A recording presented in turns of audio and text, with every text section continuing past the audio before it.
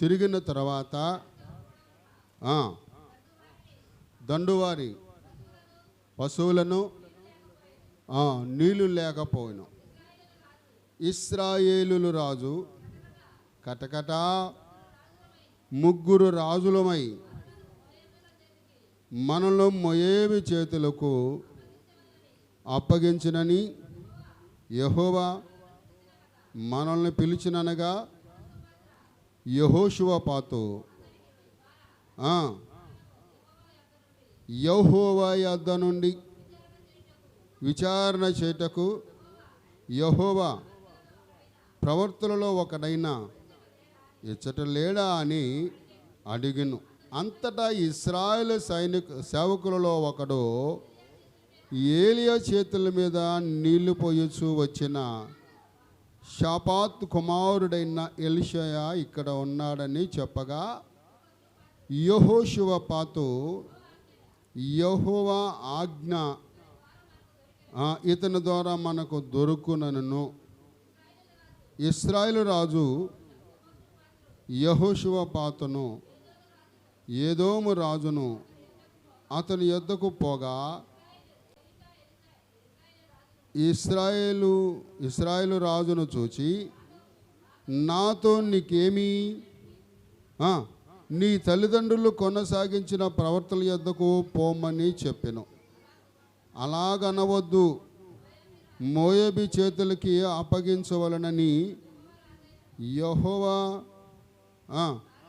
రాజులమైన మా ముగ్గురిని పిలిచి ఇశ్రాయేలు అతనితో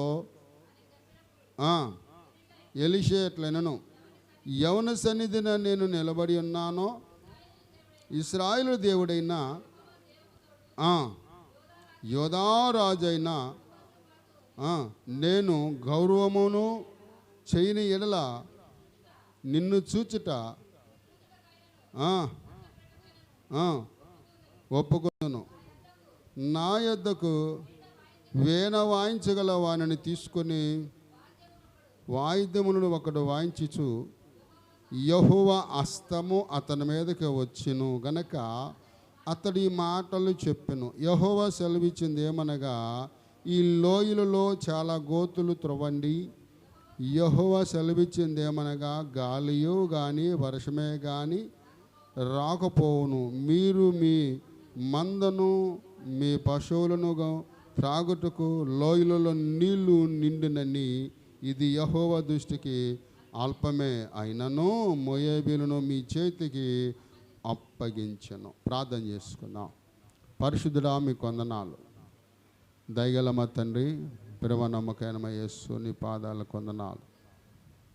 నీ కృపాన్ని కనికిరాన్ని తోడుగా ఉంచండి. ఉట్టివాని మట్టివాని అల్పుని బలహీనైన నన్ను చదవబడిన భాగంలో నుంచి మీరే వాడుకొని సహాయం ఇచ్చి విరిచి వడ్డించమని నాయనా సమస్తమైన కల్మోషమును తొలగించండి. ఓ తండ్రి నాయన, మా ప్రభువా, మనసు మద్దతులు లేకుండా వాక్యంతో సరిచేసుకొని నీ సన్నిధి మాకు తోడుగా చిన్న కృప చూపి సహాయం ఇచ్చాయి. ఇక్కడ కూడిన ప్రతి వారం మీదకి నీ పునరుద్ధానపై శక్తిని విడుదల దాయిచ్చాయి. జరిగిన సంభాషణ ఇక్కడే వదిలేసి సమాధానము కలిగి ఉన్నట్టుకు సహాయం ఇచ్చాయి. చిన్నపిల్లలకు నాయన ఏమీ తెలియదు. మీరు అన్నారు ప్రభా, చిన్నపిల్లలను ఆటంకపరచుకోలేదు. వారు దేవుని స్వరూపం అన్నావు నాయన, దేవుని మనసు కలిగి ఉన్నారు.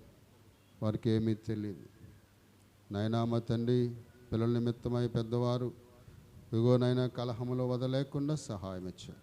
చదవబడిన వాక్యముల నుంచి నాతో మాతో మాట్లాడమని యేసు నామములో అడుగుచున్నాము తండ్రి. ఆమేన్. హల్లెలూయా. యేసు ప్రభువు వారు పెద్దవాళ్ళే. ఇప్పుడు మనం ఎట్లాగా మరి పిల్లల కోసం కొంచెం ఇబ్బంది పడ్డామో, అక్కడ కూడా శిష్యులు ఇబ్బంది పడ్డారంట. ఎవరి ద్వారా చెప్పాలి? ఎవరి ద్వారా? పిల్లల ద్వారా శిశువులు ఇబ్బంది పడ్డారంట. ఇబ్బంది పడితే యేసుప్రభు వాళ్ళని చూసి అన్నారు, ఒరే మీరు ఇటు రాండి అని అన్నాడంట పిల్లల్ని. ఎవరిని?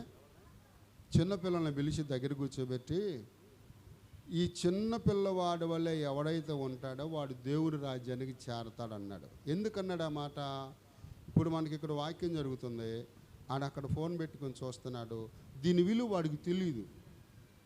అదే పెద్దోళ్ళు పెట్టుకొని చూడన్నా చూస్తారేమో. పెద్దోళ్ళు కూడా అట్టగా చూసిరంటే వాడికి దెయ్యం పట్టింది అనుకోవాలి. స్తోత్రం చెబుదామా? అవునా కాదా? ఇప్పుడు ఇక్కడ ఆరాధన విలువ వాడికి తెలియదు కాబట్టి వాడు ఏం చేస్తున్నాడు? ఫోన్ చూస్తాడు, డ్యాన్స్ చేస్తాడు, ఏమైనా. అదే కొంచెం పెద్ద అయిన తర్వాత వాడు కూడా మన వల్ల కొంచెం జ్ఞానము వచ్చింది. ఆ జ్ఞానం లేనివాడు ఏం చేస్తాడంటే, పిల్లలు కాబట్టి అందుకే అన్నాడు పిల్లలు. ఇప్పుడు పెద్దోళ్ళు మనం ఏదో అనుకున్నాం, ఇప్పుడు పిల్లలు వాళ్ళు ఆడుకుంటారు లేదా? కాసేపు ఆగితే ఆడుకోరా? ఆడుకుంటారా లేదా? వాళ్ళకి ఏం తెలీదు. మనకులాగా లోపల ఏం పెట్టుకోరాళ్ళు, వాళ్ళు అప్పుడే మర్చిపోతారు. మనమైతే దాని లోపల పెట్టుకొని ఏమైందంట, బిందుడు పాలల్లో చొక్క విషం చాలు, అవి ఏమైపోతాయి? మొత్తం విషం అయిపోతాయి. కాబట్టి పిల్లరా, చిన్న సమస్య, దాన్ని పెద్ద చేసుకోవద్దు.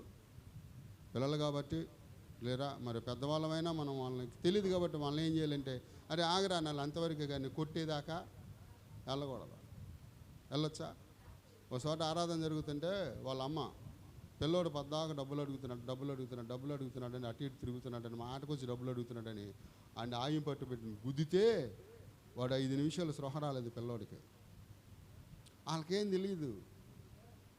అందుకని పరిశుద్ధుడైన పౌలు ఏమన్నాడంటే, నేను పిల్లవాడిగా ఉన్నప్పుడు పిల్లచేష్టాలు చేసేతని, పెద్దవాడిగా ఉన్నప్పుడు నేను పెద్దవాడిగా ఉండాలి. స్తోత్రం. ఒక్కోసారి మేము అక్కడక్కడ మరి మీటింగ్లకు వెళ్ళినప్పుడు వెనకాల కూర్చొని అయ్యగారులే సెల్ ఫోన్లు గెలుగుతారు. వెనకాల కూర్చొని ప్రసంగం జరుగుతుంటే అయ్యగారులే సెల్ ఫోన్లు గెలుగుతూ ఉంటారు. పెద్దవాళ్ళకే బుద్ధి లేదు, అంటే జ్ఞానమే. పిల్లలకి వాళ్ళకి ఏం తెలుసు? కాబట్టి పిల్లలు చేసే పరిస్థితుల్లో మనం పట్టించుకోకూడదు. ఒకవేళ వాళ్ళు అరిచినా ఏమైనా చేసినా ఆగరనే అంటమే తప్ప గబిక్కిన వాళ్ళని చేయి చేసుకోవటం కూడా పొరపాటే. అది దేవుని సన్నిధిలో సరైనటువంటి పద్ధతే కాదు. ఎందుకంటే చిన్న పిల్లల మనస్తత్వం మనకు రాదు. మనకు వచ్చిందా? రాదు. ఇప్పుడు ఇంత అరుచుకున్న ఇంత చేసిన వాళ్ళకి ఏం తెలియదు. వాళ్ళు ఏది అరుచుకుంటున్నారులే, పిచ్చేదవాళ్ళు అనుకుంటున్నారు వాళ్ళు. అవునా? ఇప్పుడు ఆయన రామని రాజుగారిని వచ్చి దగ్గర కూర్చోమని చక్కగా ఒళ్ళో కూర్చుంటాడు వెళ్ళి. వాళ్ళకి అయ్యేం ఉండవు, మనమే పెట్టుకుంటాం. కాబట్టి అవన్నీ వదిలేసి దేవుని సన్నిధి పిల్లరా, ఇక్కడే కాదు ఏ మందిరంలో అయినా సరే పిల్లలు గోళ చేస్తూనే ఉంటారు, అల్లరి చేస్తూనే ఉంటారు. నడుగుతాడు, తిరుగుతూనే ఉంటాడు. అవి మనం పట్టించుకోకూడదు. వాళ్ళు ఎటు వెళ్తున్నా గబిక్కున్నాడు చూడకూడదు. ఆడు వెళ్తాడు వస్తాడు, ఇక్కడ పని అదే. మరి మనం చేస్తాం ఆ పని, అటు తిరుగుతాం, మనం తిరగలేం. ఇప్పుడు ఆడున్నాడు, కొట్టని చెప్పి కొట్టాడు, వెళ్ళిపోయాడు. మళ్ళీ రేపు ఆదివారం మధ్యలో మళ్ళీ వాడు కొట్టాలనుకున్నాడు, ఎట్టెట్టు వెళ్ళాడు, పాట చెడిపోద్ది అన్నాడే ఆగరాని ఉంటాడు. అవి మనం తప్పు పట్టకూడదు కానీ లేరా. ఎందుకంటే మరి సహజంగా ఇప్పుడు నేను కూడా ఒకసారి ఇది చిన్నపిల్లడు, అప్పుడు నేను వచ్చి నేను కొడతాను ఆగరా అని చెప్పాను. అయినా సరే వచ్చేవాడు కాదు, ఇంటికి తీసుకుని కొట్టేవాడిని. ఎరా ప్రార్థన జరుగుతున్నప్పుడు నువ్వు నేర్చుకోవాలి, ఇప్పటి నుంచి నేర్చుకోవాలి. మందిరంలో అట్లా ఆరాధన చేయొచ్చు, గొడవ చేయొచ్చా అని చిన్న కర్రపళ్ళు తీసుకొని అట్లా అనేవాడిని. ఇక అప్పటి నుంచి వాడు రాడు. ఎందుకంటే మనం తర్వాత పిల్లలకి చెప్పాలి. చెప్పినప్పుడు వాళ్ళు ఏమవుతారంటే కొద్దిగా వాక్యానుసరంగా. అందుకన్నాడు వాక్యంలో ఏమన్నాడు, మీ పిల్లలకు బెత్తమో వాడండి. కర్ర అన్నాడు, బెత్తం అన్నాడా? బెత్తం అంటే ఏంటి? సన్న పొలాలు అంటే తీసుకొని కాళ్ళ మీద చేతుల మీద కొట్టాలి. స్తోత్రం చెబుదామా? హల్లెలూయా. వాళ్ళకి ఏం తెలియదు కాబట్టి పిల్లరా మన వాక్యానుసరంగా వాళ్ళని గద్దించాలి కానీ అల్లరి చేస్తున్నాడు నేను కొడతామో తిడతామో చేస్తే మరి మనం అలా చేయకూడదు. మంచిది. ఈ చదవబడిన వాక్యంలో ఈ భాగాన్ని మనం చూసినట్లయితే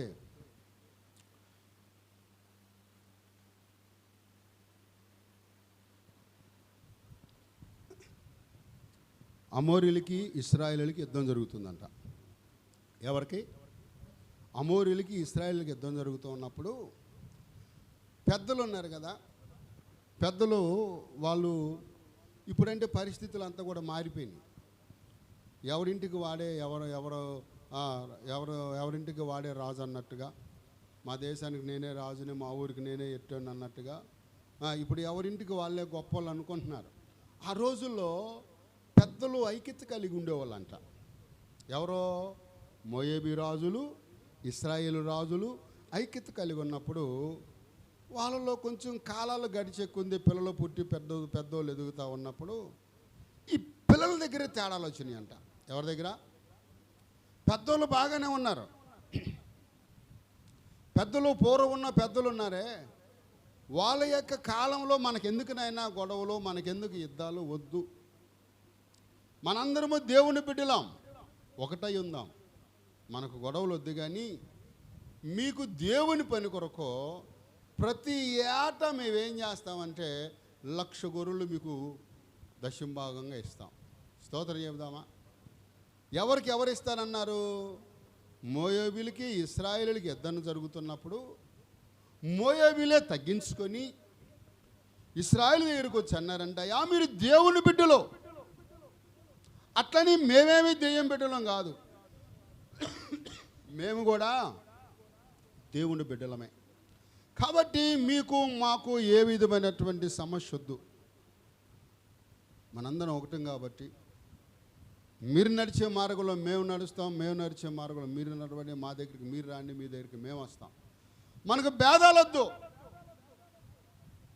కాబట్టి ప్రతి సంవత్సరం మీ దేవుని పండగలు ఏదైనా జరిగేటప్పుడు 1,00,000 గొర్రెలు మీకు పన్ను కడతామని ఒప్పుకున్నారంట. హల్లెలూయా చెబుదాం. ఎందుకు ఒప్పుకున్నారు అని అంటే దేవుని యొక్క స్వాస్థ్యాన్ని కూడా ఈ మోయాబీలు అనుభవిస్తున్నారు. అది దేవుని బిడ్డలమైన మనం అనుభవించాలని ఇశ్రాయేలు ప్రజలు ఏం చేశారంటే తిరుగుబాటు వాళ్ళ మధ్యలో జరుగుతున్నప్పుడు, అయ్యా వద్దునైనా, ఇదంతా కూడా దేవుడి యొక్క సృష్టి, ఆ సృష్టిలో మనం ఉన్నాం, మనకు భేదాలు, కక్షలు, క్రోధాలు వద్దు, కాబట్టి వదిలిపెట్టుకుందామని పెద్దలు ఆ రోజుల్లో వారు సరిపడి సమాధానం పడి తగ్గించుకొని వాళ్ళు ఏం చేశారంటే పన్ను కడతానికి, పన్ను తెచ్చుకుంటాక ఆ ఊరు వెళ్ళేవాళ్ళు, ఒకసారి కడతానికి వీళ్ళు వచ్చేవాళ్ళు. అయితే పిల్లరా పెద్దలు లేరు, వాళ్ళకి చెప్పేవాళ్ళు లేరు, వాళ్ళ మధ్యలో సమాధానం పరిచేవారు లేనప్పుడు అక్కడ ఏం జరిగిందంటే కొంచెం తేడా వచ్చింది. తేడా వచ్చి ఏం చేశారంటే, మా నాన్న రోజుల్లో ఉన్నాడు కాబట్టి కట్టాడురా మీకు పన్ను, మేము ఎందుకు కట్టాలి, మేము కట్టాం, పన్ను కట్టం, ఏం చేసుకుంటారు చేసుకోండి, మీకు చేతనైంది చేసుకోండి అని తిరుగుబాటు చేశారంట. ఎవరో? మోయాబీలు. అయితే ఈ మోయాబీ రాజు ఎప్పుడైతే ఇశ్రాయేలు ప్రజల మీద తిరుగుబాటు చేశాడో యూదా రాజు యెహోషువపాతుకు వర్తమానం పంపాడంట. ఎవరికి పంపాడు? యెహోషువపాతుకి వర్తమానం పంపాడు. పంపాయా, మన పెద్దలు మోయాబీ పెద్దలు గత కాలం ఎలా ఉన్నారో మీకు తెలుసు, పిల్లలు ఎదిగిన తర్వాత మేము గొప్ప నాది గొప్ప అనుకుంటున్నారు వీళ్ళు. అట్లా అనుకొని పన్ను అడగటానికి వస్తే చాలా తీవ్రంగా నన్ను ఎదిరికించి నేను కట్టను, ఏం చేసుకున్నాడు బాబు. మరి ఏం చేద్దాం వాళ్ళంటే చేసేదే ఉంది, వారు పెద్దల నియమాన్ని తప్పారు కాబట్టి వాళ్ళకి తగిన శాస్త్రి చేయాలి అని ప్రార్థన చేస్తే, దేవుడి దగ్గర విచారణ చేస్తే అప్పుడు యెహోషువపాతు అన్నాడంట, అయ్యా ఎవరు ఫోన్ చేసి ఎవరో వర్తమానం పంపాడు? ఇశ్రాయేలు రాజు యెహోషువపాతుకి వర్తమానం పంపాడు. వర్తమానం పంపినప్పుడు ఇప్పుడు యెహోషువపాతు అన్నాడు, అయ్యా నా జనులు నీ జనులే, నా గుర్రాలు నీ గుర్రాలే, కాబట్టి నీకు వచ్చిన సమస్య కూడా నాదే. ఏంటంట ఇక్కడ ఏం కలిగి ఉన్నారు? ఐక్యత కలిగి ఉన్నారు. అంటే సంఘం కూడా ఇప్పుడు ఏమై ఉండాలి? ఐక్యత కలిగి ఉండాలి, సమస్యలో కలిసిపోవాలి. సంఘం అంటే ఒక కుటుంబం. ఈ కుటుంబానికి తండ్రి ఎవరయ్యా అంటే దేవుడే. ఈయన అంటున్నాడు మనం ఐక్యత కలిగి ఉందాం, నా సమస్య నీది, నీ సమస్య నాది, కలిసి మన ఇద్దరం శత్రువు మీదకి వెళ్దాం పా అని చెప్పి అన్నప్పుడు వెంటనే మరి లేవనుకున్నారంటే, మోయాబీ రాజుకు మనము మరి ఇలాగ ఏం చేద్దాం అన్నప్పుడు గుర్రాలు వేసుకొని వెళ్తా ఉన్నప్పుడు, అయ్యా మరి ఇటు వెళ్దాం. ఇప్పుడు ఎవరెవరో ప్రయాణం వెళ్తున్నారు? ఇద్దరు వెళ్తున్నారు. ఇద్దరు వెళ్ళేటప్పుడు అయ్యా మరి ఎటు నుంచి వెళ్దాం, మరి ఇంకొకరు ఎవరు కావాలంటే మరి ఇంకొక ఆయన ఉన్నాడు, యోదోము రాజు. స్తోత్రం చెబుదామా? ఎవరంట? యోదోము రాజు ఉన్నాడు. కాబట్టి మనం ఏదోము నుంచి ప్రయాణమై వెళ్ళాలి కాబట్టి ఆ ఏదోము రోజును కూడా కలుపుకుందాం. ఎరా మా పర్మిషన్ లేకుండా మీరు ఇటు వస్తున్నారని చెప్పని ఏదోము రోజు మళ్ళీ గొడవాడాడనుకో లేనిపోయిన తెప్పులు వస్తాయి. కాబట్టి ఏదోము రాజును కూడా కలుపుకొని వెళ్దామని చెప్పని 3 మందతో ప్రయాణం చేస్తున్నారు. ఎవరి మీదకే చెప్పాలి? శత్రులైన మోయాబీల మీద కంట ఈ 3 రాజులు ఐక్యత కలిగి ప్రయాణం చేస్తున్నారు. ఎవరి మీదకే చెప్పాలి? స్తోత్రం.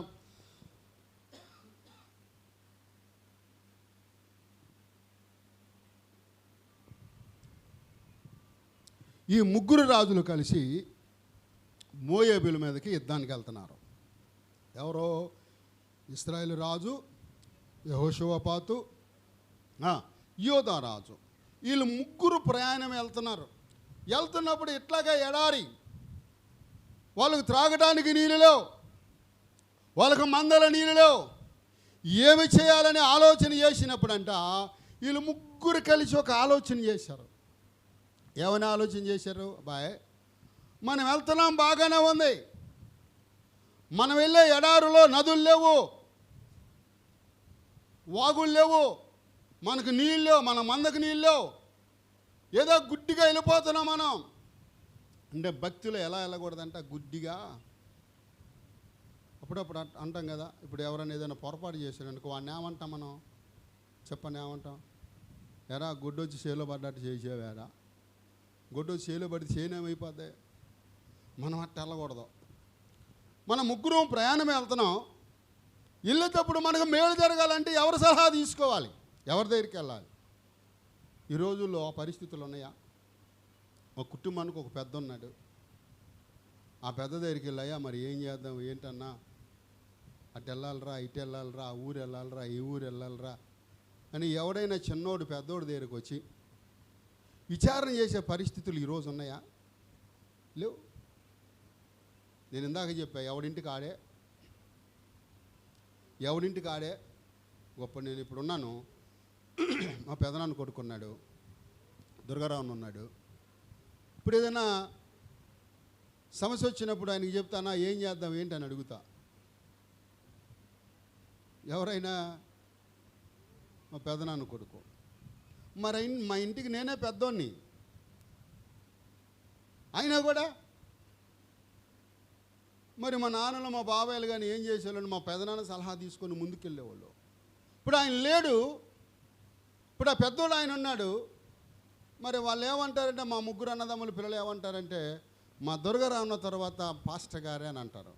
మరి నేనేమనుకుంటానంటే, నాకంటే పెద్ద ఆయన ఉన్నాడు. ఏదైనా సరే ముందు ఆయన సలహా తీసుకుంటే ఏంటి అట్లా జరుగుతుంది, ఏం చేద్దామని తీసుకుంటా.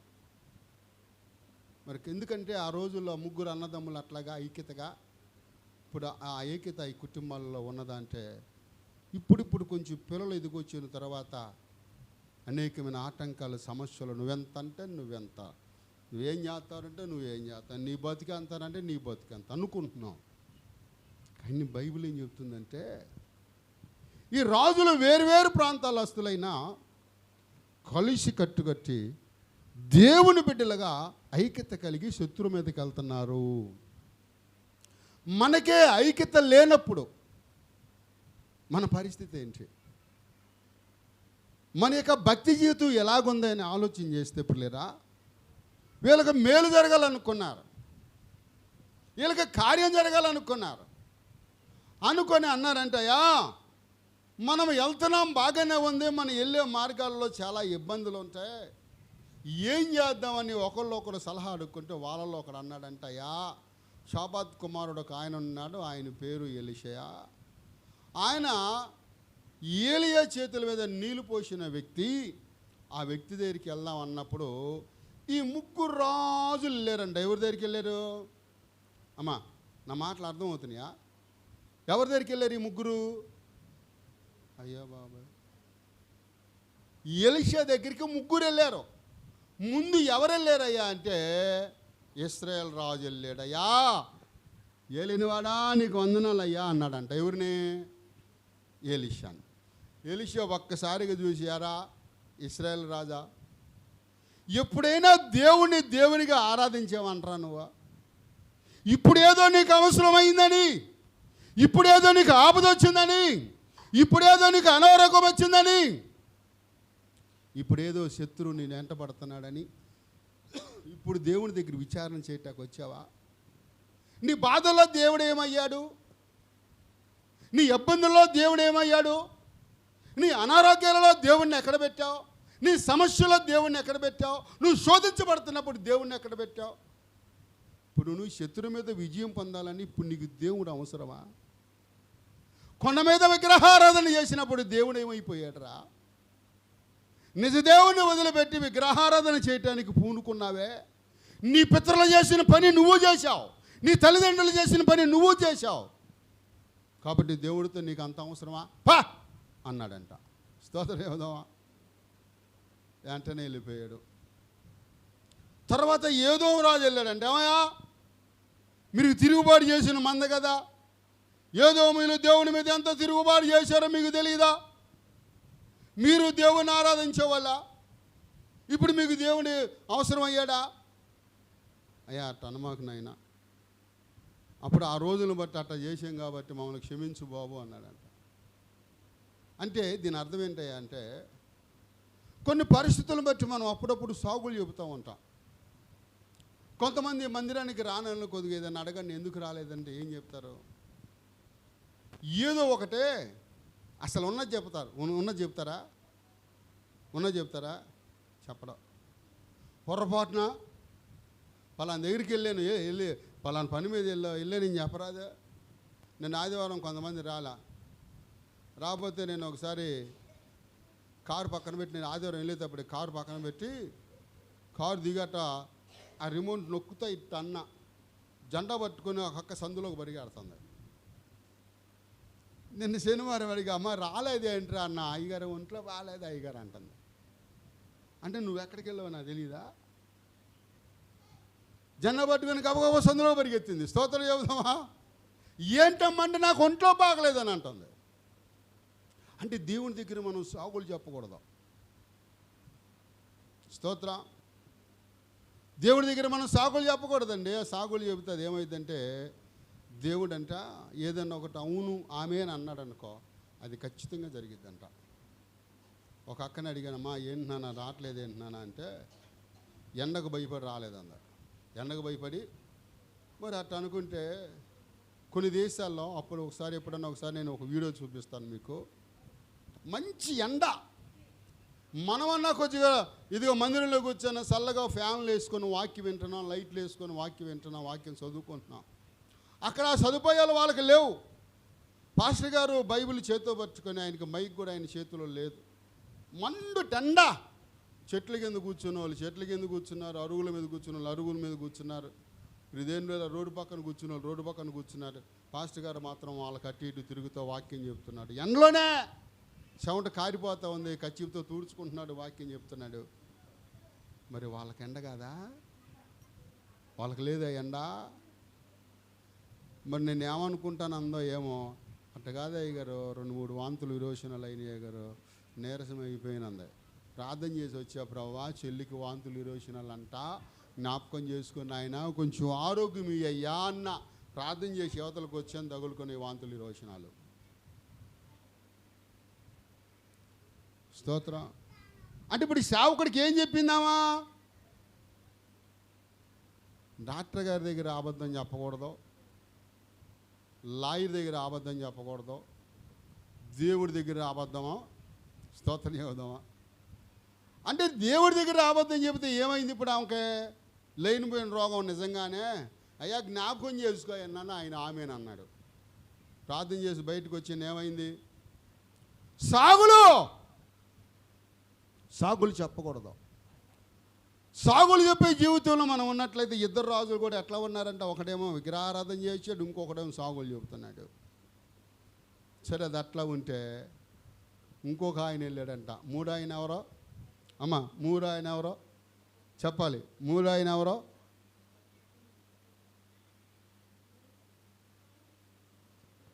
మూడు ఆయన ఎవరో? మూడు ఆయన యెహోషువపాత్. యెహోషాపాతు వెళ్ళంట, అయ్యా అన్నాడంట, బాబు నీవు దేవుని యందు భయభక్తులు కలిగిన వాడివి, దేవుని సన్నిధానంలో దేవుని కొరకే జీవించేవాడివి, నీవు నా దగ్గరికి రావటం నా అదృష్టం, నా ధన్యత, నువ్వు నా గుమ్మము దొక్కుట నాకు దీవెన అన్నాడంట. ఎవరో? ఎలీషా. ఎవరిని పట్టుకొని? యెహోషాపాతును పట్టుకొని అన్నాడంట. అంటే ఒక సేవకుడు నిన్ను దర్శించడానికి వచ్చినప్పుడు అది నువ్వు ధన్యతగా భావించాలి. ఏదో మనం ఇచ్చేటువంటి 10 రూపాయల కొరకో 20 రూపాయల కొరకో అయ్యగారు వస్తున్నాడు అనుకుంటే పొరపాటు. స్తోత్రం, హల్లెలూయా. ఏదో నేను ఇచ్చే కానుక కోసం వస్తున్నాడు అనుకుంటే అదేమాత్రం కూడా కరెక్ట్ కాదు. సేవకుడిని దేవుడు ఎందుకు పంపిస్తాడంటే అక్కడున్న ఇబ్బందులను బట్టి, అక్కడున్న పరిస్థితులను బట్టి దేవుడు పంపిస్తాడు. అందును బట్టి సేవకుని మనం చిన్న చూపు చూడకూడదు. ఇప్పుడు లాజరు ఉన్నాడు. లాజరు ప్రభువుకి ఏదో సాకులు చెప్పాడు.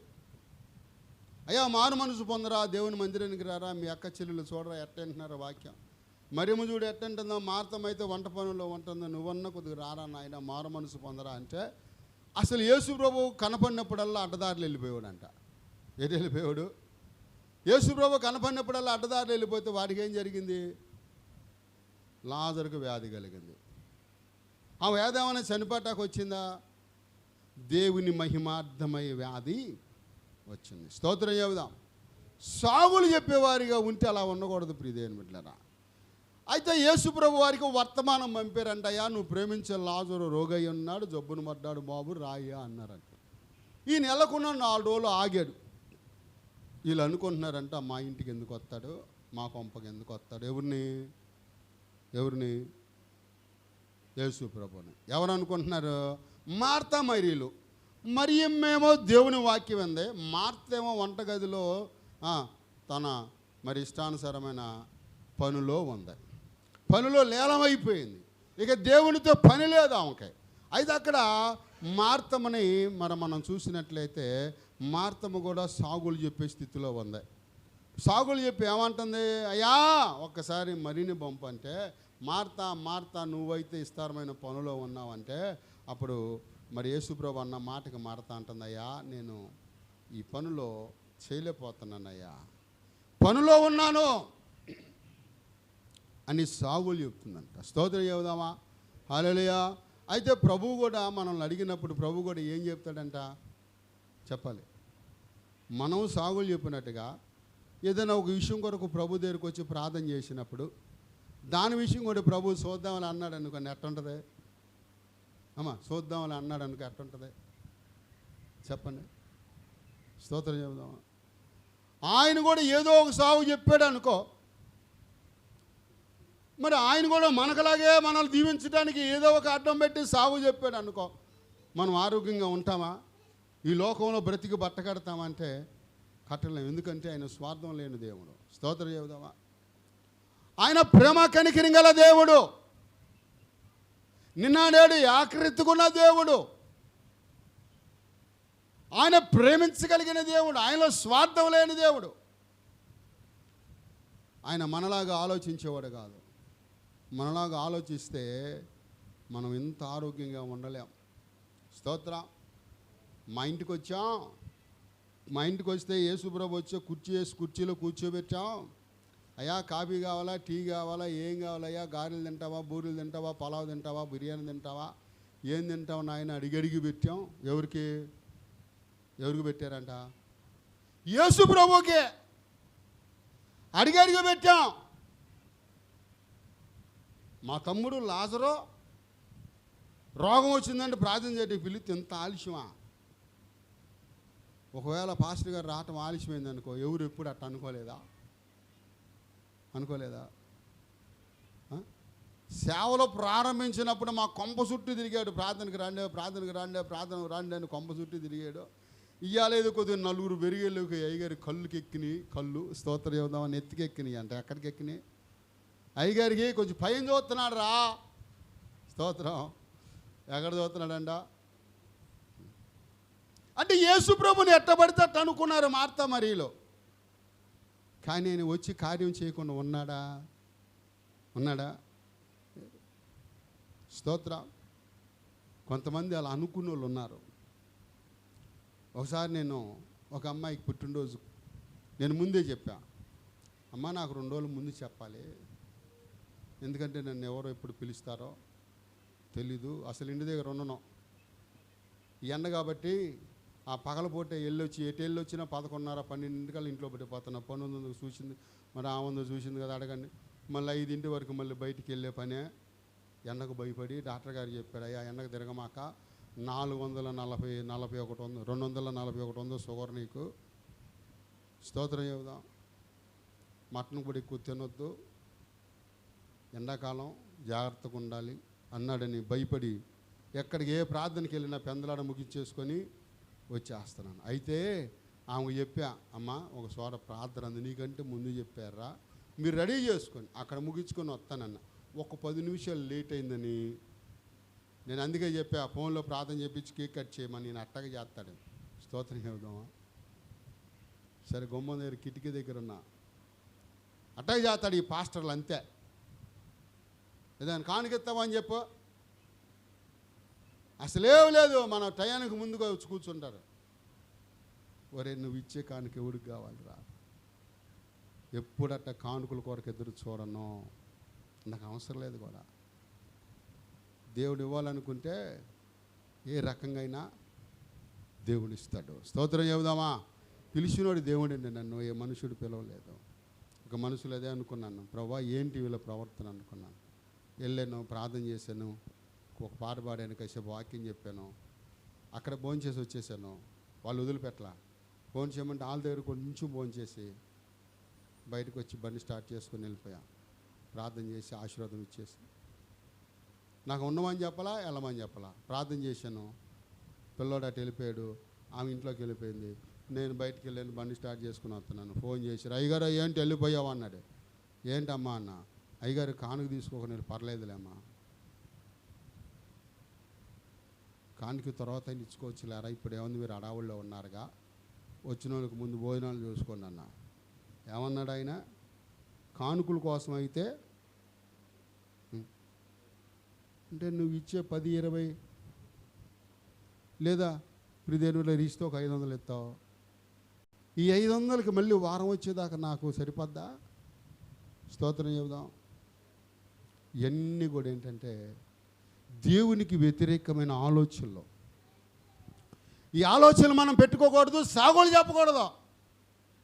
సాగులు చెప్పే పద్ధతి దేవుడి దగ్గర మనం ఉండకూడదు. ఈయనేమంటున్నాడు, సేవకుని ఏమంటున్నాడు, దైవజనుడా నువ్వు నా దగ్గరికి రావటము దీవినా,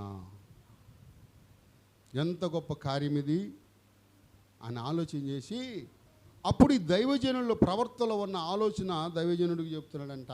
ఏమని, అయ్యా మీరు వెళ్ళే మార్గంలో మీకు విజయం కలగాలంటే మీలో వీణ వాయించే వాడిని తీసుకొని రండి అన్నాడంట. ఎవరో అమ్మ, ఎవరు చెప్పారు?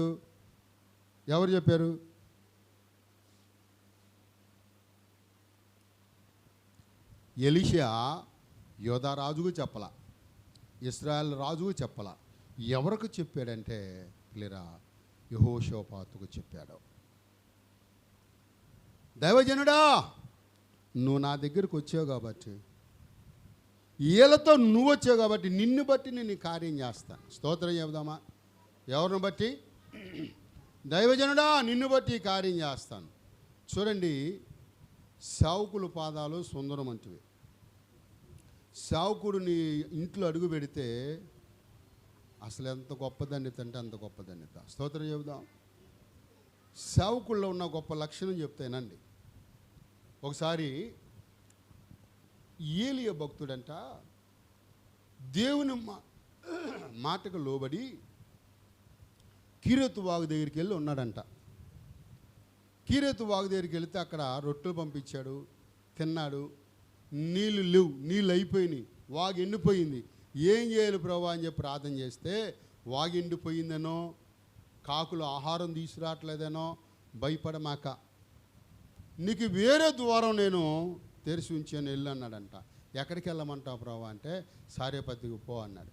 సారేపతికి వెళ్ళిన తర్వాత ఒక ఆమె పొలలు ఏరుకుంటుంది, ఎదవరాలు. పొలంలో ఏరుకుంటున్న ఆమె దగ్గరికి వెళ్ళి అన్నాడంట, అమ్మ కొంచెం మంచినీళ్ళు ఇస్తావా అన్నాడంట. మంచినీళ్ళు దాటాకి వెళ్ళినాడు, మాయ్ కొంచెం అట్లాగే ఆ చేతితో చిన్న అప్పం తీసురా అన్నాడంట.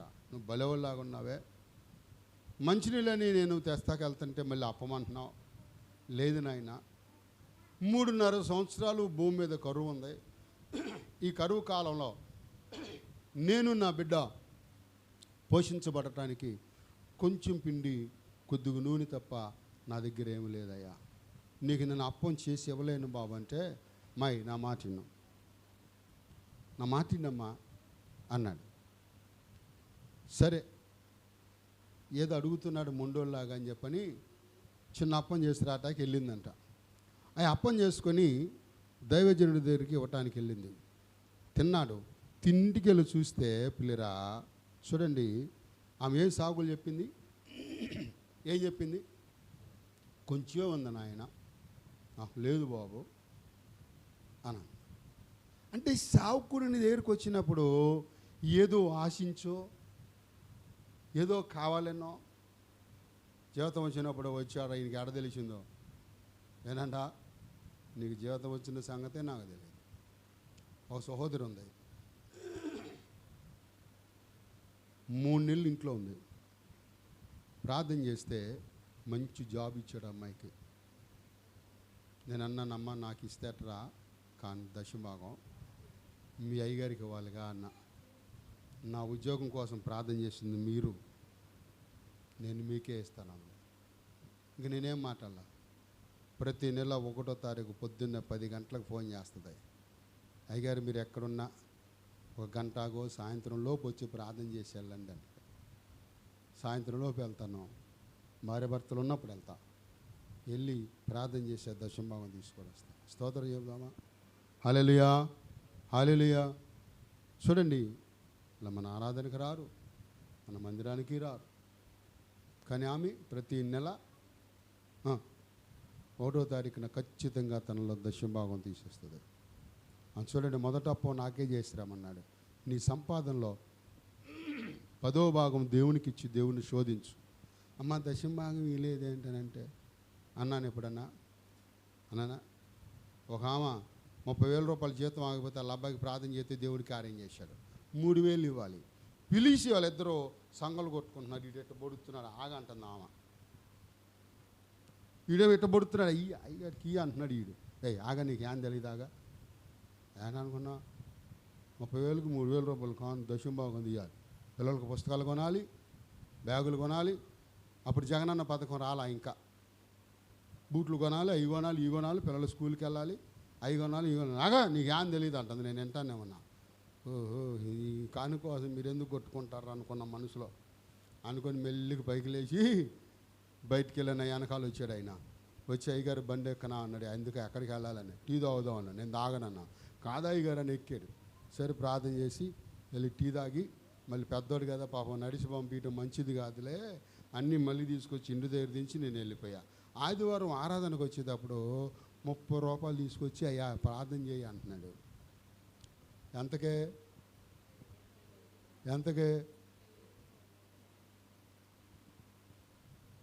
ప్రార్థన చేయించుకొని ఆరాధన అయిపోయిన తర్వాత అంటున్నాడు, అయ్యా ఎట్టి వెళ్ళిపోయినాయి అయ్యా, వాళ్ళకి ఎంత కట్టాము వీళ్ళకి ఎంత కట్టాము సాగులు చెప్తున్నాడు. ఈ అమ్మాయి కూడా అట్టగా సాగులు చెప్పింది. కానీ ఎప్పుడైతే ఇవ్వాలి ఎంత మనసులో నొచ్చుకొని కూడా దైవజనుడికి ఇచ్చింది, వెళ్ళి చూస్తే ఆ పిండి ఒదిగింది, పిండి పిసికి పిండి ఆశీర్వదించబడింది, నూనె బుడ్డి దీవించబడింది. అది చూసి దైవజనుడా నాలో ఉన్న పాపం నాకు తెలియచేసావు. మొదటగా నేను గొనుక్కున్నానయ్యా, సొనిగేనయ్యా, కానీ నీ ఏమంటా నా ఇంటికి వచ్చావో నా పాపాన్ని నాకు తెలియచేసావు.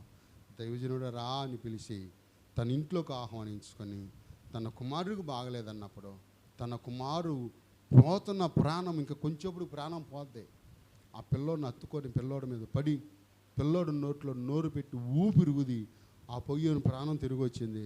ప్రార్థన చేసే సజీవంగా తన తల్లి చేతికి తన కుమారుని దేవుడిచ్చాడు. చపర్లు కొడదామా? హల్లెలూయా. ఇక నుంచి అయినా సాగులు చెప్పే పరిస్థితి నుంచి విడుదల పొందితే తగిన దీవెన దేవుడు ఇస్తాడు. స్తోత్రం చెబుదామా? ఇద్దరు రాజులకు లేదు. ఎవరికి ఇచ్చాడు దేవుడయ్యా అంటే భక్తి కలిగి ఉన్నటువంటి యెహోషువ పాత్రను చూసి తన హృదయం చెల్లించిందంట. అయ్యా నువ్వు నా దగ్గరికి వచ్చావు. మన భక్తిని బట్టే దేవుడు మన కార్యాలు చేస్తాడు. మన ప్రవర్తన బట్టే దేవుడు మన కార్యాలు చేస్తాడు. మనం దేవుని యందు ఏ విధంగా జీవిస్తున్నామో దాన్ని బట్టే దేవుడు మన పట్ల కార్యాలు చేస్తాడు. ఎప్పుడైతే వీణ వాయించేవాడిని తీసుకొచ్చారో అక్కడ ఏం చెప్తున్నాడంటే, వీణ వాయించేవాడిని తీసుకొచ్చినప్పుడు ఆ వీణ వాయిస్తున్నప్పుడంట దైవజనుడు ఆలకిస్తున్నాడు. దేవుడు చెప్పాడంట, వాళ్ళ మార్గాలలో ఇన్ని గుంటలు తవ్వుతారన్న గుంటలతో మనం గాలి లేక వాన లేకుండా ఇదిగో వాళ్ళు మార్గంలో గుంటలు తవ్వుతున్నారంట. ఎక్కడ గుంట తవ్వుతే అక్కడ నీళ్ళు వచ్చినాయంట వాళ్ళకి. స్తోత్రం చెబుదామా? హల్లెలూయా. ఏం భయపడ్డారు వాళ్ళు?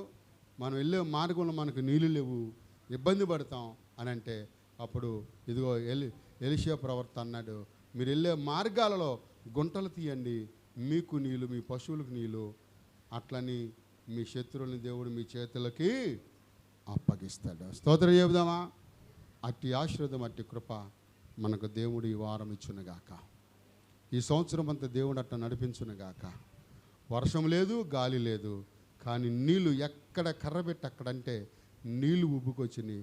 వాళ్ళు తాగారు, వాళ్ళ మందలు తాగారు, వారు దీవెనకరంగా ఉన్నారు, శత్రు మీద విజయం పొందుకున్నారు. ఇంత కార్యం ఎవరిని బట్టి చేశాడయ్యా అంటే దేవుని యందు భయభక్తి కలిగినటువంటి యెహోషువ పాత్రను బట్టి దేవుని కార్యం చేశాడు. మనము కూడా దేవుని యందు భయభక్తులు కలిగి సాగులు చెప్పే పరిస్థితి నుంచి విడుదల పొంది ప్రతి విషయంలో మనం పిల్లరా ఉప్పొంగిపోయే వారం కాకుండా ధ్యాన మనసు కలిగి భయభక్తులు కలిగి సాగులు చెప్పే పరిస్థితుల నుంచి విడుదల పొంది దేవుడి దగ్గర తగ్గించుకొని బ్రతకాలని ఉద్దేశిస్తే దేవుడు మన పట్ల కూడా ఈ కార్యాలు చేస్తాడు. దేవుడు ఏం పక్షపాతి కాదు. దేవుడు కార్యాలు చేసేవాడు, న్యాయం చేసేవాడు. ఆయన పక్షపాతి మన దేవుడు కానే కాదు. ఎవరిని బట్టి అక్కడ కార్యం చేశాడంటే భక్తి కలిగినటువంటి యెహోషువ పాత్రను బట్టి దేవుడు అక్కడ కార్యం చేశాడు. ఒకడేమో విగ్రహారాధికుడు, ఇంకొకడేమో సాగులు చెప్పేవాడు, ఇంకొక ఆయనేమో భక్తిపరుడు. ఈ ముగ్గురులో ఎవరిలాగా ఉన్నాం మనం చెబుదామా? ఈ ముగ్గురులో ఎవరిలాగా ఉన్నాం? విగ్రహారాధికుల్లాగా ఉన్నామా? సాగులు చెప్పేవాళ్ళలాగా ఉన్నామా? భక్తిపరుల్లాగా ఉన్నామా? ఎట్లా ఉన్నాం? యెహోషువపాతులాగా ఉంటావా? యోధారాజులాగా ఉంటావా? ఇశ్రాయేల్ రాజులాగా ఉంటావా? ఎట్లాగా ఉంటావు? హల్లెలూయా. యెహోషువపాతులాగా ఉంటేనే నీకు దీవెన. నువ్వు ప్రతి మార్గములో దేవుని నిన్ను ఆశీర్వదిస్తాడు. ఆఖరిగా ఒక్కొక్క చిన్న చదవండి. యోబు గ్రంథం 29వ అధ్యాయం 5, 6 వచనాలు ఒకసారి చదువుకుందాం. యోబు గ్రంథం 29వ అధ్యాయం 5, 6 వచనాలు ఒకసారి చదువుకుందాం. అమ్మ దొరికిందా? సర్వశక్తుడు ఇంకనూ నాకు తోడయిండును, నా పిల్లలు నా చుట్టూ ఉండిరి, నేను పెట్టిన అడుగల్లా బండ నుండి నా నిమిత్తము నూనె ప్రవాహముగా పారెన్నో. స్తోత్రం చెబుదామా? యోబు కష్టాల్లో ఉన్నాడు, ఇబ్బందుల్లో ఉన్నాడు. ఆయన కూడా ఏమంటున్నాడు? నా పిల్లలు నా చుట్టూ ఉన్నారు, నేను పెట్టిన అడుగల్లా చెప్పాలి. అదేం కాదులే బోర, అది ఎండకు అట్లా అయిపోయింది గోపి, బోర అట్ట అయ్యింది, వేడికి అట్ట అయిపోయింది బోర, అదేం కాదు. క్లియరా? మనం ఆలోచన చేద్దాం. ఈ ముగ్గురులో ఎవరిలాగా ఉన్నాం? ఏమేమంటున్నాడు? కష్టాల్లో కూడా నేను పెట్టిన అడుగల్లా ఎక్కడ పడిద్దంట? ఇశ్రాయేలు మరి యెహోషువపాతు మరి ఆయన పెట్టిన అడుగంతా కూడా ఏమి చేశాడంట దేవుడు? వర్షం లేదు, గాలి లేదు, చిన్న పొల తీసుకొని గొయ్యి తవ్వితే ఆ గోతులో నీళ్ళు వచ్చినాయి, మంచి నీళ్ళు వచ్చినాయి. వాళ్ళు చక్కగా తాగారు, వారు ప్రయాణం చేశారు, శత్రువుల మీద విజయాన్ని సాధించారు. హల్లెలూయా, హల్లెలూయా, హల్లెలూయా. వాళ్ళ ముగ్గురు అక్కడ గొడవాళ్ళ, ఎరా నువ్వు విగ్రహారాధన చేసావంట, నువ్వు తిరుగుబాటు చేసావంట, నేనే భక్తిపరునని యెహోషువ కాలు రేగలేలా. వాళ్ళు ఎలా ఉన్నారంట? కలుపుకొని ఐక్యత కలిగి ఉన్నారంట. మనం కూడా అట్లా కొందాం. అలా ఉంటే తప్పకుండా దేవుడు వాళ్ళకి ఇచ్చిన దీవెన మన మీదకి, మన కుటుంబాల మీదకి దేవుడు పంపునగాక. ప్రార్థన చేసుకుందాం, ప్రార్థన చేసుకుందాం.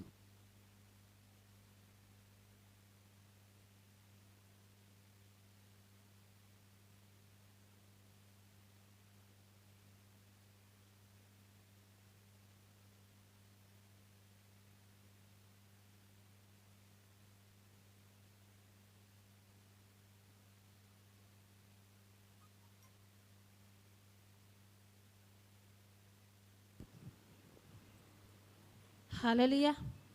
స్తోత్రము స్తోత్రము స్తోత్రము స్తోత్రము. స్తుతులపైన ఆస్తునుడైన మా ప్రియ పరలోకపు తండ్రి, నీకు వందనాలు, స్తోత్రాలు నాయన. దయగలిగిన యేసయ్యా, కృపగల ప్రభువా, జాలిగల తండ్రి, ఉన్నతమైన దేవుడివయ్యా, నీ ఉన్నతమైన నామాన్ని బట్టి ప్రార్థన చేస్తున్నాం ప్రభువా, నీ ఘనమైన నామాన్ని బట్టి ప్రార్థన చేస్తున్నాం ప్రభువా, నీకు వందనాలు, స్తోత్రాలు తండ్రి. అయ్యా, ఈ ఉదయకాల సమయంలో నీ సన్నిధిలో చేరి ఈ రీతిగా స్తుతించటకు ఈ సమయం తరుణం మాకు ఇచ్చినందుకు వందనాలు, స్తోత్రాలు తండ్రి. నీ సన్నిధిలో బలపడాలి యేసయ్యా, నీకే స్తోత్రము నాయన. యెహోషువలాగా నా తండ్రి, నా ప్రభువా, దీవించబడటానికి, ఆరాధించటానికి, ప్రార్థనగా నా తండ్రి నీ ఎడల నమ్మకం కలిగి, భయభక్తులు కలిగి జీవించటానికి నీ కృపను దయచేయమని కోరుకుంటున్నాం ప్రభువా, నీకు స్తోత్రము నాయన. నేర్చిన నా ప్రభా, వినిన మాటలు నా తండ్రి మా హృదయాలకు నీరు కట్టి ఫలింపి చేయండి తండ్రి. చెప్పబడిన మాటలు మా హృదయానికి కావాలి యేసయ్యా, నీకు స్తోత్రము నాయన. తండ్రి, మీ దాసుల నుంచి మాట్లాడిన మాటలకు, ఈ విధానానికి వందనాలు, స్తోత్రాలు తండ్రి. మీ దాసులు నిలబెట్టినందుకు వందనాలు ప్రభా. అయా తిరిగి అయ్యా అయా ప్రయాణంలో తోడుగా మా మధ్యకు తీసుకొచ్చారు తండ్రి. వెళ్ళే ప్రయాణాలు తోడుగా ఉండిన ప్రభువా, నీకు స్తోత్రమునైనా. నీ సన్నిధిలో బలపరచండి, భద్రపరచండి, స్థిరపరచండి ప్రభువా, నీకు స్తోత్రమునైనా. అయా విజయవాడలో జరుగుతున్న ఆరాధనలో నా ప్రభువా, సేవను బట్టి నా తండ్రి, ఇక్కడ సేవను బట్టి జ్ఞాపకం చేసుకోండి, మీరు దీవించండి, ఆశీర్వదించండి ప్రభువా, నీకు స్తోత్రమునైనా. తల వంచిన బిడ్డలందరిని బట్టి జ్ఞాపకం చేసుకో, ఐక్యతను, ప్రేమను, సమాధానాన్ని దయచేయండి, ఆత్మను దయచేయండి. నీ ఉచితమైన కృపలో మమ్మల్ని అందరిని బట్టి జ్ఞాపకం చేసుకోండి తండ్రి. నీ వాక్యం చేత బలపరచండి అయ్యా, నీ సన్నిధిలో బలపరచండి, నీ ఆత్మ చేత బలపరచమని కోరుకుంటున్నాం ప్రభా. తగిన జ్ఞానం దయచేయండి ప్రభా, నీకు స్తోత్రము. గ్రహించే మనస్సును దయచేయండి తండ్రి. ప్రార్థన చేసే అనుభవం దయచేయండి తండ్రి. వాక్యమైన మనస్సును దయచేయండి ప్రభా, నీకు స్తోత్రాలు నాయన. నీపై నా తండ్రి క్రీస్తు అనే బండ మీద ఆయన స్థిరమైన పునాది కలిగి బండ మీద పునాది కట్టుకోవడానికి సహాయం చేసి నడిపించండి ప్రభువా, నీకే వందనాలు, స్తోత్రాలు. అయా మన యొక్క జీవితాలలో నా తండ్రి నీ మేలులు, నీ ఆశీర్వాదాన్ని నింపండి, నీ ఆత్మను నింపండి ప్రభువా, నీకు స్తోత్రమునైనా. మీ దాసులకు నా తండ్రి మరింత బలాన్ని చేకూర్చమని కోరుకుంటున్నాం. ఏ స్థలంలో అడిగి పెడతారో ప్రభా, ఆ స్థలంలో నా తండ్రి అయా మీరే దీవించటానికి సహాయం చేసి నడిపించండి, వెనుతట్టి నడిపించండి, బలపరిచి నడిపించండి, ఆయా ఆరోగ్యాన్ని ఇచ్చి నడిపించండి, శక్తినిచ్చి నడిపించండి, ఆత్మనిచ్చి నడిపించండి. అయ్యా మీ దాసుల పక్షాన్ని మీరు వేద్యమాడి నడిపించండి ప్రభువా, నీకు స్తోత్రము. ఎక్కడా బలహీన పడకుండా బలమైన పునాదిగా నా ప్రభా అయా బలంగా నా తండ్రిని సన్నిధిలో వాడుకోమని కోరుకుంటున్నాం ప్రభా. బిడ్డలందరిని బట్టి జ్ఞాపకం చేసుకో, మా అందరికి ఐక్యతను, ప్రేమను, సమాధానాన్ని దయచేయమని కోరుకుంటున్నాం ప్రభా. ఆశీర్వాదం దయచేయండి ప్రభువానికి స్తోత్రము. వాళ్ళకున్న సమస్యల నుంచి విడుదల చేయి, బలహీనం నుంచి విడుదల చేయి, ఆయా బలవంతులుగా నీ సన్నిధిలో బలపరచమని కోరుకుంటూ ప్రార్థన చేస్తున్నాం ప్రభువానికి వందనాలు, స్తోత్రాలు. నిన్ను నమ్ముకున్న బిడ్డలు ఎన్నటికీ ఎప్పటికీ త్రోసివేసే దేవుడు కాదు ప్రభా. అయా నా తను నీ ఎద్దకొచ్చి బిడ్డలు ఎంత మాత్రం తోసివేసే దేవుడు కాదు ప్రభా, నీకు స్తోత్రము నాయన. నీ సన్నిధిలో నా తండ్రి నీ ఆశీర్వాదానికి పాత్రలుగా జీవించడానికి సహాయం చేసి నడిపించి మీ నామానికే మహిమ, ఘనత, ప్రభావాలు ఆరోపించుకోమని యేసయ్య అతి పరిశుద్ధమైన నామములో స్తుతించి ప్రార్థించి అడిగి పెడుకుంటున్నాము తండ్రి. ఆమేన్.